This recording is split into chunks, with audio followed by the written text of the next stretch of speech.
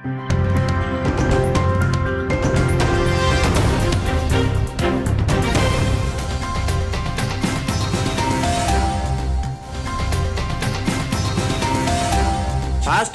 தடுப்பு மருந்து 3ஆம் கட்ட மருத்துவ பரிசோதனையை எட்டிவிட்டதாக அமெரிக்க அதிபர் ட்ரம்ப் தெரிவித்துள்ளார். உலக நாடுகளை உலுக்கிக் கொண்டு வரும் கொரோனா வைரஸ் தொற்றுக்கு தடுப்பு மருந்தை கண்டுபிடிக்கும் பணியில் அமெரிக்கா, இங்கிலாந்து, ரஷ்யா, இந்தியா, சீனா உள்ளிட்ட நாடுகள் ஈடுபட்டுள்ளன.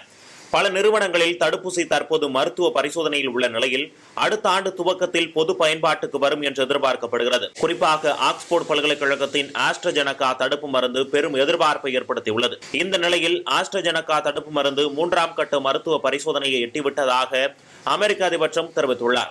செய்தியாளர்களுக்கு பேட்டியளித்த ட்ரம்ப் கூறுகையில், ஆஸ்ட்ரஜெனகா தடுப்பு மருந்து அமெரிக்காவில் 3ஆம் கட்ட பரிசோதனையை எட்டிவிட்டது என்பதை அறிவிப்பதில் நான் மகிழ்ச்சி அடைகிறேன். இறுதிக்கட்ட பரிசோதனையை எட்டிவிட்ட பல்வேறு தடுப்பு மருந்துகளுடன் ஆஸ்ட்ரஜெனகாவும் இணைந்துள்ளது. சாத்தியம் இல்லாதது என்பதை அமெரிக்கா செய்து காட்டியுள்ளதாக ட்ரம்ப் குறிப்பிட்டுள்ளார்.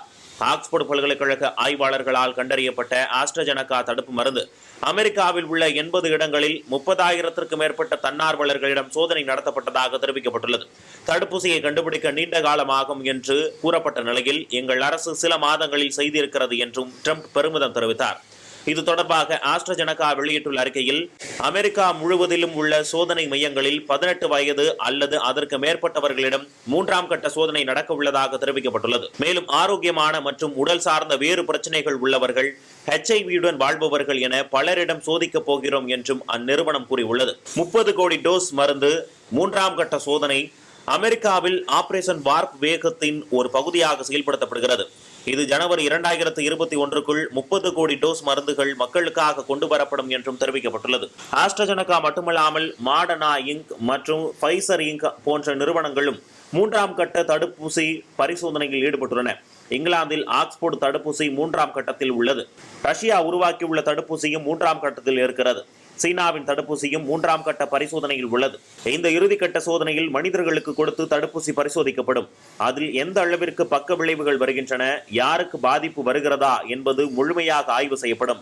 இதன் அடிப்படையில் வெற்றிகரமான முடிவுகள் தரும் தடுப்பூசி மக்களின் பயன்பாட்டிற்கு வரும். புற்றுநோயால் மரணமடைந்த சாட்விக் போஸ்மன் நடித்திருந்த பிளாக் பேந்தர் திரைப்படத்தை பார்த்த கருப்பின குழந்தைகள் உற்சாகத்தில் நடமாடிய காட்சிகள் இணையத்தில் வைரலாகியுள்ளது. கருப்பின மக்கள், குறிப்பாக குழந்தைகள், அவரை அவர்களின் ஹீரோவாக கருதினர். இந்த வீடியோவில் பல குழந்தைகள் நடனமாடி தங்கள் உற்சாகத்தை வெளிப்படுத்துகிறார்கள். குழந்தைகள் பிளாக் பேந்தரை பார்த்த சமயத்தில் இந்த காணொளி பதிவு செய்யப்பட்டதாக இதனை பதிவிட்ட நபர் தெரிவித்துள்ளார். இந்த வீடியோ ட்விட்டரில் வெளியாக சில நிமிடங்களில் 12 மில்லியன் பார்வையாளர்களை கடந்துள்ளது. பலரும் இந்த வீடியோவை சமூக வலைதளங்களில் பகிர்ந்து வருகின்றனர். 2016ஆம் ஆண்டு கேப்டன் அமெரிக்கா சிவில் வார் படத்தில் மார்வெல் சூப்பர் ஹீரோ பிளாக் பேந்தராக புகழ்பெற்ற சாட்விக் போஸ்மன் சமீபத்தில் மறைந்தார். 43 வயதை நிரம்பிய அவர் பெருங்குடல் புற்றுநோயினால் உயிரிழந்ததாக தெரிவிக்கப்பட்டுள்ளது. அவருக்கு அந்நோய் பாதிப்பு இருப்பது 2016ஆம் ஆண்டு கண்டுபிடிக்கப்பட்டது. 4 ஆண்டுகள் நோயோடு போராடிய அவர் அமெரிக்காவில் லாஸ் ஏஞ்சல்ஸ் நகரில் தமது இல்லத்தில் உயிரிழந்தார். ஹாலிவுட் நடிகர் சாட்விக் போஸ்மனின் ட்விட்டர் பக்கத்தில் செய்யப்பட்ட இறுதி பதிவு ட்விட்டர் வரலாற்றில் அதிகமான விருப்பங்களை பெற்ற பதிவாக இருக்கிறது. இது குறித்து ட்விட்டர் நிறுவனமே அறிவித்தது. சாட்விக் போஸ்மன் 2016ஆம் ஆண்டில் மார்வெல் சினிமேட்டிக் யூனிவர்ஸில் கேப்டன் அமெரிக்கா சிவில் வார் திரைப்படம் மூலம் அறிமுகமானார்.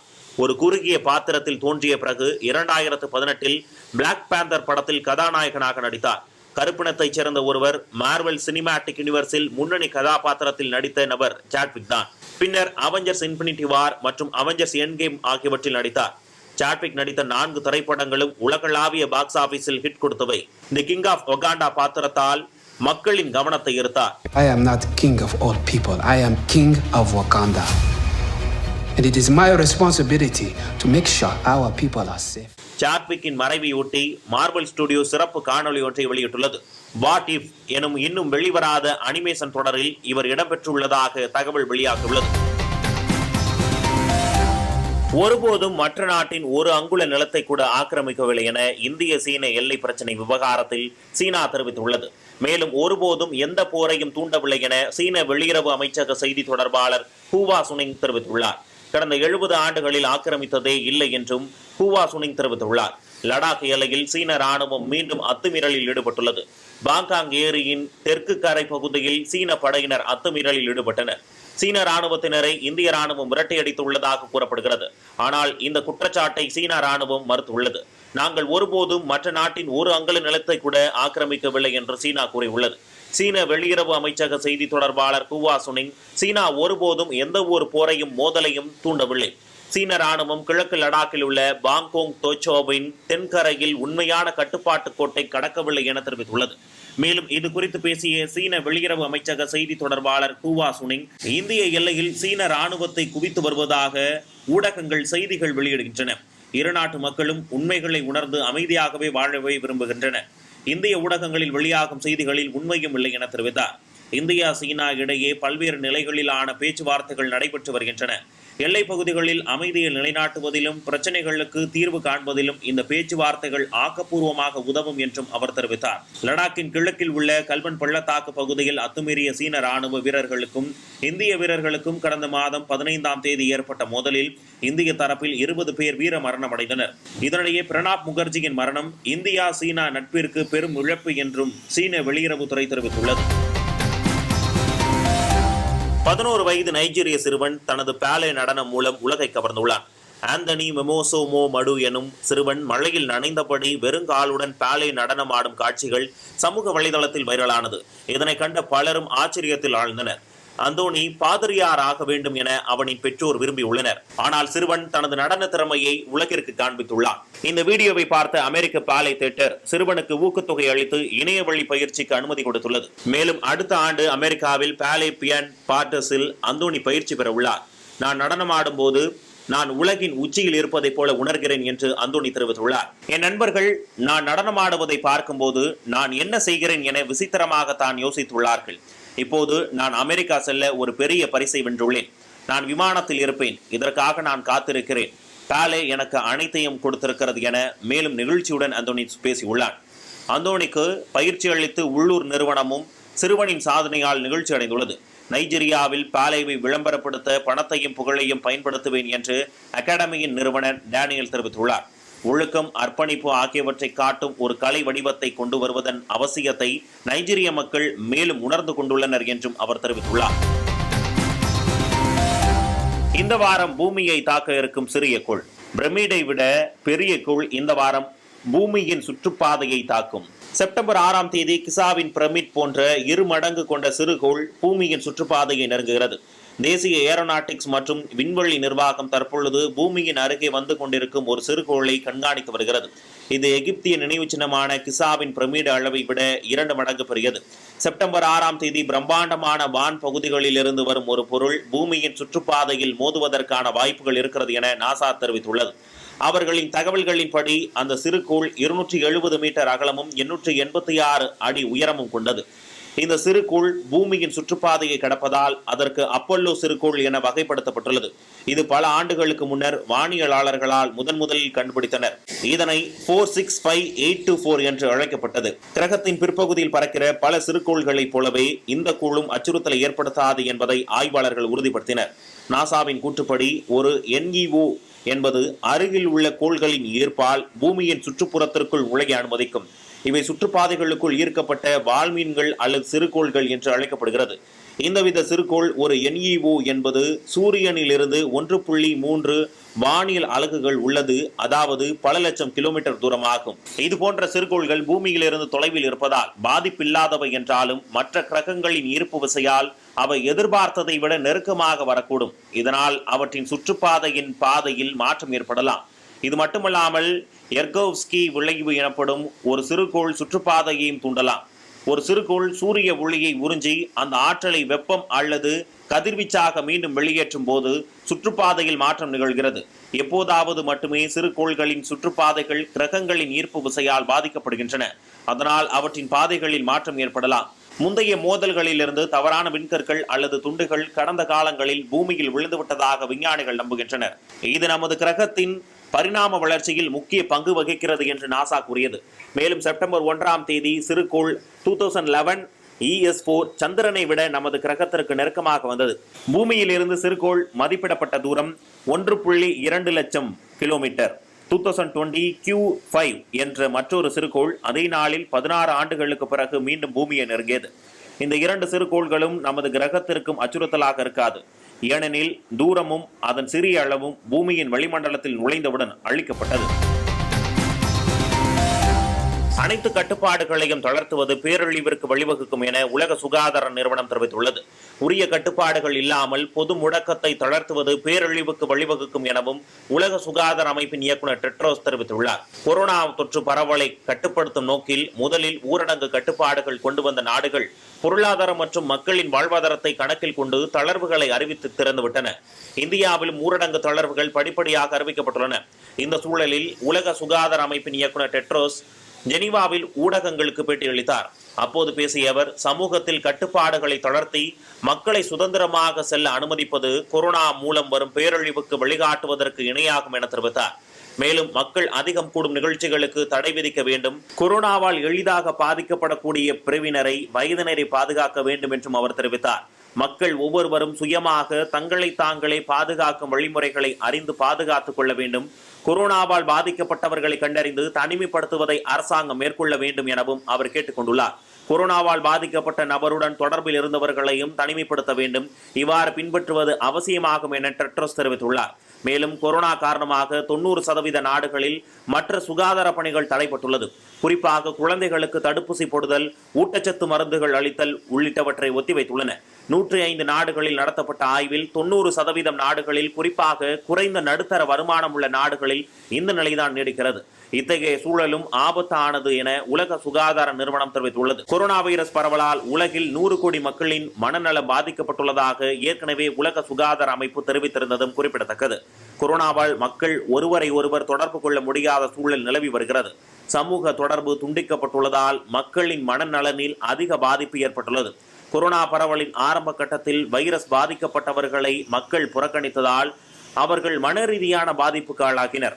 மக்களின் மனநலனை கவனித்தல் கொள்ள வேண்டும் என டெட்ரோஸ் கடந்த வாரம் தெரிவித்திருந்தார். காங்கோ நாட்டில் தரையிறங்கிய மர்ம பலூன், அன்ஐடென்டிஃபைடு ஃபிளையிங் ஆப்ஜெக்ட், அதாவது அடையாளம் தெரியாத பறக்கும் பொருள் எனப்படும் UFO காங்கோ காட்டில் தென்பட்டால் அங்கு பரபரப்பு நிலவியது. சோசியல் மீடியாவில் அதன் படங்கள் அதிகமாக பகிரப்பட்டன. அதில் சோலார் பேனல்கள் மற்றும் கம்பிகள் பொருத்தப்பட்ட ஒரு பெரிய வெள்ளி நிற பொருளை மக்கள் பரிசோதிப்பதை போன்ற புகைப்படங்கள் இடம்பெற்றன. அவை வடக்கு ஜனநாயக குடியரசான காங்கோவில் உள்ள பாஸ் யூலே மாகாணத்தின் வெப்பமண்டல காட்டில் இறங்கி இருக்கிறது. அது ஒரு பெரிய பலூனை போல் தோற்றமளித்தது. கடந்த திங்கட்கிழமை பிற்பகல் 1 மணி அளவில் இந்த பொருள் பூமியில் விழுந்ததை அடுத்து உள்ளூர்வாசிகள் பாதுகாப்பு சேவை அதிகாரிகளுக்கு தகவல் கொடுத்தனர். அதனையடுத்து பாஸ் யூலே கவர்னர் மாகாண தலைநகர் புட்டாவிற்கு தெற்கே 10 கிலோமீட்டர் தொலைவில் உள்ள அந்த இடத்தை பார்வையிட்டார். நான் எந்த வகையான சாதனத்தை கவனித்தேன் என்பதை என்னால் சரியாக சொல்ல முடியவில்லை. எங்களுக்கு அச்சம் ஏற்பட காரணம் என்னவென்றால், காங்கோ வான்வெளியில் அதிகப்படியான தூரம் பயணம் செய்து வந்த இந்த பொருள் குறித்து உளவுத்துறை அல்லது உள்ளூர் விமான அதிகாரிகள் எந்த தகவலும் இதுவரை தரப்படவில்லை என அவர் தெரிவித்திருந்தார். சாதனத்தை தேடும் நோக்கத்துடன் பூட்டாவிற்கு வந்த காங்கோ மற்றும் பாகிஸ்தான் நாட்டைச் சேர்ந்த இருவரை போலீசார் தடுத்து வைத்ததாக அவர் மேலும் கூறினார். செவ்வாய்க்கிழமை பிற்பகல் ஆல்பாபெட்டின் துணை நிறுவனமான லூன் அந்த பொருளை கேட்டபோது இந்த மர்மம் தீர்க்கப்பட்டது. இந்த பிராந்தியத்தில் எங்கள் அடுக்கு மண்டல பலூன்களில் ஒரு கட்டுப்படுத்தப்பட்ட தரையிறக்கத்தை லூன் செயல்படுத்தினார் என்று லூன் செய்தி தொடர்பாளர் ஒரு அறிக்கையில் தெரிவித்தார். உலகெங்கிலும் உள்ள தொலைதூர பகுதிகளில் உள்ளவர்களுக்கு இணைய சேவைகளை வழங்க லூனின் பலூன்கள் விண்வெளியின் விளிம்பில் பூமியின் மேற்பரப்பில் இருந்து 20 கிலோமீட்டர் தூரம் பயணித்து மிதக்கும் செல் கோபுரங்களாக செயல்படுகின்றன.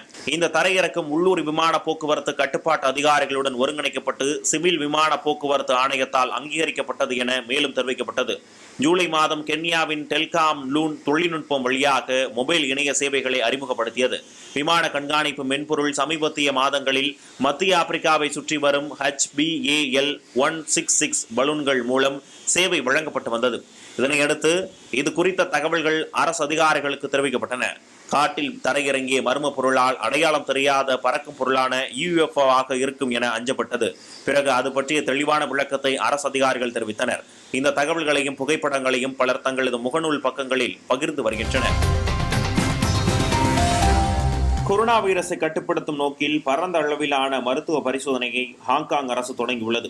தற்போதைய நிலவரப்படி ஹாங்காங்கில் கொரோனா அலை 3ஆம் கட்டத்தை அடைந்துள்ளது. இதனால் கொரோனா பரவலை தடுக்கும் வகையில் ஹாங்காங்கில் உள்ள 70 லட்சம் மக்களுக்கு செப்டம்பர் மாதம் இலவசமாக கொரோனா பரிசோதனை நடத்த உள்ளதாக அரசு தரப்பில் தெரிவிக்கப்பட்டது. இந்த நிலையில் நேற்று முதல் மக்கள் அனைவருக்கும் கொரோனா பரிசோதனைகளை மேற்கொள்ளும் நடைமுறைகளை ஹாங்காங் அரசு தொடங்கியுள்ளது. இதனைத் தொடர்ந்து மக்கள் வரிசையாக கொரோனா பரிசோதனைகளை செய்து வருவதாக ஹாங்காங் ஊடகங்கள் செய்தி வெளியிட்டு வருகின்றன. முதல் கட்டமாக சுமார் 5 லட்சம் பேர் கொரோனா பரிசோதனைக்கு விண்ணப்பித்துள்ளதாக தெரிவிக்கப்பட்டுள்ளது. கடந்த ஒரு மாதமாகவே ஹாங்காங்கில் இரட்டை இலக்க எண்களில் கொரோனா பரவல் அதிகரித்து வருகிறது. கொரோனா பரவல் ஹாங்காங்கில் மெல்ல அதிகரிக்க தொடங்கியதால் அங்கு கட்டுப்பாடுகள் அதிகரிக்கப்பட்டுள்ளன. பொது இடங்களில் மக்கள் கூடுவதற்கும் தடை விதிக்கப்பட்டதோடு அங்கு பள்ளிகளும் மூடப்பட்டன. இந்த நிலையில் சமீபத்தில் ஹாங்காங்கில் தளர்வுகள் அறிவிக்கப்பட்டது குறிப்பிடத்தக்கது.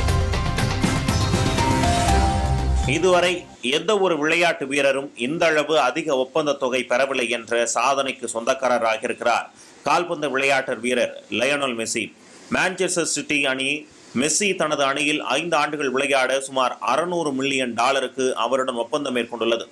மேலும் இங்கிலாந்தில் 3 ஆண்டுகளுக்கு பிறகு கிளப் நியூயார்க் சிட்டி எஃப்சியில் சேர $300 மில்லியன் போனஸ் கொடுக்கப்பட உள்ளதாகவும் தகவல் வெளியாகியுள்ளது. கடந்த 17 ஆண்டுகளாக பார்சிலோனா அணியில் ஆடி வந்த மெஸ்ஸி சமீபத்தில் அணியை விட்டு விலகுகிறார். அடுத்து அவர் எந்த அணியில் இணையப் போகிறார் என்ற ஆர்வம் அவரின் ரசிகர்களிடையே மிகுந்திருந்த நேரத்தில் இந்த தகவல் வெளியாகியுள்ளது. லியோனல் மெஸ்ஸி பார்சிலோனா அணியில் இணைந்து பயிற்சி பெற்று போட்டிகளில் ஆடி உலகின் சிறந்த கால்பந்து வீரர்களில் ஒருவராக வலம் வந்தவர்.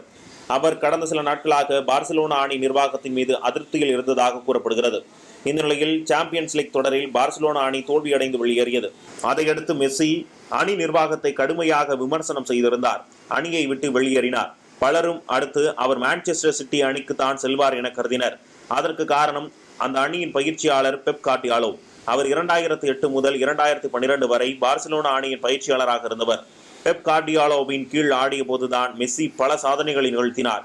பார்சிலோனா அணியும் தொடர் வெற்றிகளை பெற்று வந்தது. தற்போது மெஸ்ஸி மான்செஸ்டர் சிட்டி அணிக்கு செல்ல பெப் தான் காரணமாக இருக்கக்கூடும். மெஸ்ஸி இன்டர் மிலன் அல்லது பாரிஸ் செயின்ட் ஜெர்மைன் அணிகளுக்கு செல்ல வாய்ப்பு உள்ளதாக கூறப்பட்டு வந்த நிலையில் பெரிய அளவிலான தொகைக்கு மான்செஸ்டர் சிட்டி அணி அவரை ஒப்பந்தம் செய்துள்ளதாக கூறப்படுகிறது. நைஜீரியாவின் திரைப்படத்துறையான கன்னிவுட்டில் ஆன்லைன் ஸ்ட்ரீமிங் தளமான நார்த்விக்ஸ் 80 மில்லியன் சந்தாதாரர்களை பெற்று இந்த வைரஸ் பரவல் காலங்களில் அதன் லாபத்தை இரட்டிப்பாக்கியுள்ளது. கொரோனா வைரஸ் உலகெங்கிலும் உள்ள வணிகங்களை அழித்துக் கொண்டிருக்கும் நேரத்தில் அதிக இஸ்லாமியர்கள் உள்ள நைஜீரியாவின் வடக்கு பகுதிகளில் திரைப்பட தொழில் செழிப்பாக செல்கிறது. நைஜீரியாவின் திரைப்படத்துறை அதன் மிகப்பெரிய நகரமான கொரோனாவுக்கு பிறகு கன்னிவுட் என்று அழைக்கப்படுகிறது. இது மேற்கு ஆப்பிரிக்காவின் 80 மில்லியன் மக்களுக்கு பொழுதுபோக்கிற்கான முக்கிய ஆதாரமாக மாறியுள்ளது. 1992 வெறும் 7 தயாரிப்பு நிறுவனங்களுடன் துவங்கிய இந்த தொழில் தற்பொழுது 502 உற்பத்தி நிறுவனங்களையும் 97 எடிட்டிங் ஸ்டுடியோக்களையும் உள்ளடக்கியதாக வளர்ந்துள்ளது. நைஜீரியாவின் மோஷன் பிக்சர்ஸ் பிராக்டிஷனர்ஸ் அசோசியேஷனின் கனோ அத்தியாயத்தின்படி இது இப்போது 30,000க்கும் மேற்பட்ட தொழிலாளர்களை கொண்டுள்ளது. கன்னிவுட் படங்களில் காதல், பழிவாங்குதல் மற்றும் துப்பறிதல் போன்ற கரும்பொருட்கள் பெரும்பாலும் பிரபலமாக உள்ளன. அவை பெரும்பாலும் தெற்கில் கிறிஸ்தவர்களை ஏராளமாக கொண்ட நாலிவுட் திரைப்பட துறையால் தூண்டப்பட்டவை. ஆனால் இவற்றில் கடுமையான இஸ்லாமிய விதிகளை கடைபிடிக்க வேண்டும். கன்னிவுட்டின் ஆன்லைன் ஸ்ட்ரீமிங் தளமான நார்த்விக்ஸ் மார்ச் மாதத்தில் கொரோனா வைரஸ் தொற்று நோயை கட்டுப்படுத்த அதிகாரிகள் பூட்டுதல்களை விதித்ததிலிருந்து அதன் வாடிக்கையாளர்கள் எண்ணிக்கை உயர்ந்துள்ளது. அதன் சந்தாதாரர்களின் எண்ணிக்கை 40,000 அளவில் கிட்டத்தட்ட 2 மடங்காக அதிகரித்துள்ளது. அதே நேரத்தில் அதன் வருவாய் 3 மடங்காக அதிகரித்துள்ளது என்று அதன் தலைமை நிர்வாக அதிகாரி தெரிவித்தார். கொரோனா வைரஸ் ஒரு வரப்பிரசாதம் எனவும் கொரோனா வைரஸ் வணிக ரீதியாக எங்களுக்கு ஒரு நல்ல ஆசீர்வாதமாக இருந்து வருகிறது. இது உலகளாவிய பொருளாதாரத்திற்கு இடையூறுகள் இருந்த போதிலும் இங்கு நல்ல வருமானம் தருகிறது என்று அவர் கூறினார். இது தற்செயலாக அல்ல, ஆனால் ஒரு நல்ல ஒருங்கிணைந்த வணிக திட்டங்களின் விளைவாகும். ஸ்ட்ரீமிங் தளங்களின் வெற்றியை அவர்களின் புத்திசாலித்தனமான வணிக உணர்வு மற்றும் தொழில்நுட்பத்திற்கு காரணம் என்று கனோவாவைச் சேர்ந்த பொருளாதார வல்லுநர் கூறினார். நார்த்விக்ஸ் முன்பு பார்ப்பதற்கு பணம் செலுத்தும் முறையை பயன்படுத்தியது. ஆனால் ஆசியாவிலும் ஐரோப்பாவிலும் வைரஸ் தோன்றிய பின்னர் விரைவாக பிளாட் ரேட் சந்தாக்களுக்கு மாறியது. அது உலகின் எல்லா மூலைகளையும் எட்டும் என்பதை அறிந்ததாக அவர் கூறினார். கட்டணம் சந்தாதாரர்களின் ஸ்மார்ட் போன் மற்றும் இணைய செலவுகளுக்கு கூடுதலாக ஒரு மாதத்திற்கு 1500 நைரா, அதாவது $4 வசூலிக்கப்பட்டது.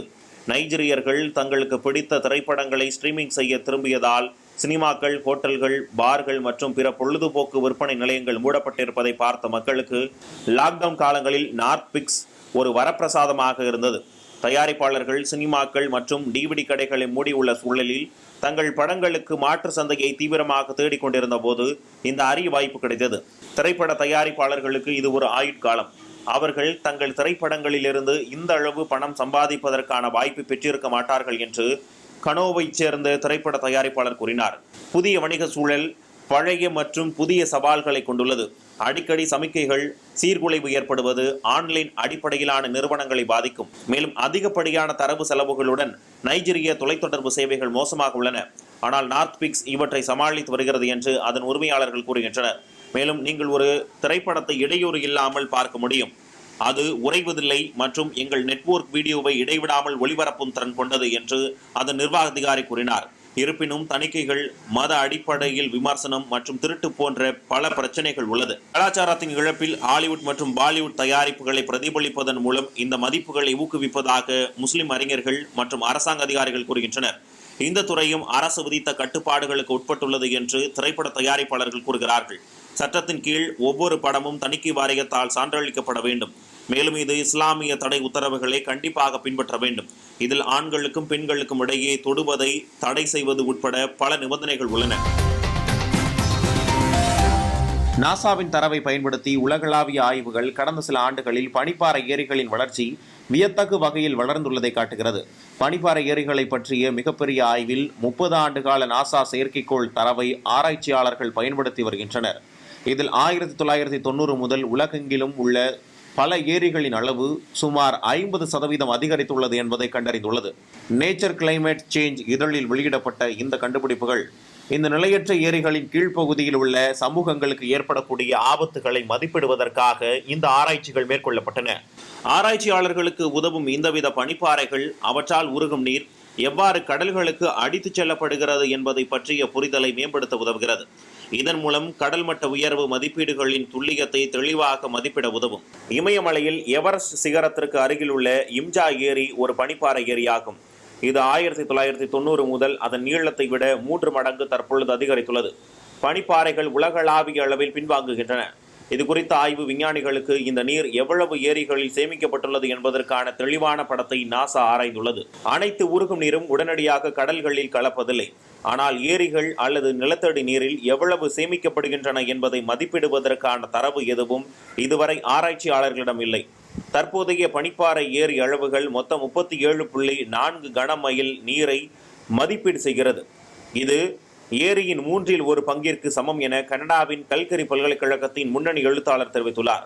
நாசாவின் உயர்மலை ஆசியா திட்டத்தின் கீழ் பணிபுரியும் கனடா, அமெரிக்கா மற்றும் யுனைடெட் கிங்டமில் உள்ள அரசாங்கங்கள் மற்றும் பல்கலைக்கழகங்களைச் சேர்ந்த கூட்டு பணியாளர்கள் ஆரம்பத்தில் 2 டஜன் பனிப்பாறை ஏரிகளை படிக்க செயற்கைக்கோள் இமேஜிங் மற்றும் பிற ரிமோட் சென்சிங் தரவை பயன்படுத்த திட்டமிட்டனர்.